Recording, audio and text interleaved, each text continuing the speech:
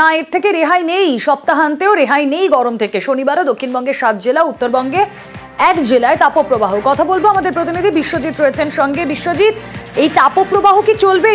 বৃষ্টিপাতের কোনো সম্ভাবনা নেই?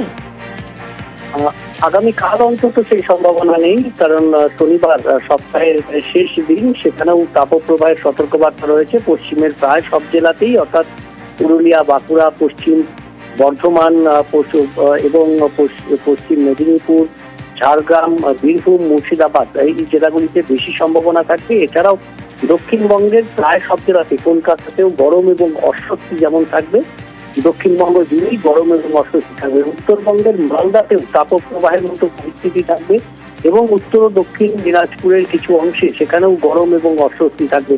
অর্থাৎ উত্তরবঙ্গের নিচের দিকে 3 জেলা এবং দক্ষিণবঙ্গ জুড়েই একটা তাপপ্রবাহের মতো পরিস্থিতি, গরম এবং অস্বস্তি, এটা বজায় থাকবে আগামীকাল।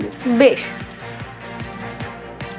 26 তারিখে মালদা, বীরভূম, পশ্চিম বর্ধমান, পুরুলিয়া, বাঁকুড়া, ঝাড়গ্রাম, পশ্চিম মেদিনীপুর এই জেলাগুলিতে আপনার তাপপ্রবাহ হওয়ার সম্ভাবনা আছে বিক্ষিপ্তভাবে দু এক জায়গায়। আর গাঙ্গেয় পশ্চিমবঙ্গের বাকি সব জেলাগুলিতে আপনার হট অ্যান্ড হিউমিড ওয়েদার থাকার সম্ভাবনা রয়েছে।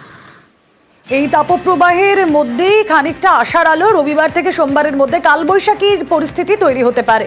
বজ্রবিদ্যুৎ সহ হালকা থেকে মাঝারি বৃষ্টি, বজ্রপাত, শিলাবৃষ্টির পরিস্থিতির পূর্বাভাস। বীরভূম, পূর্ব বর্ধমান, মুর্শিদাবাদ, নদিয়া, উত্তর 24 পরগনা জেলায় 50 থেকে 60 কিলোমিটার বেগে দমকা বাতাস বইতে পারে। একটু অসমের দিকে নজর রাখি।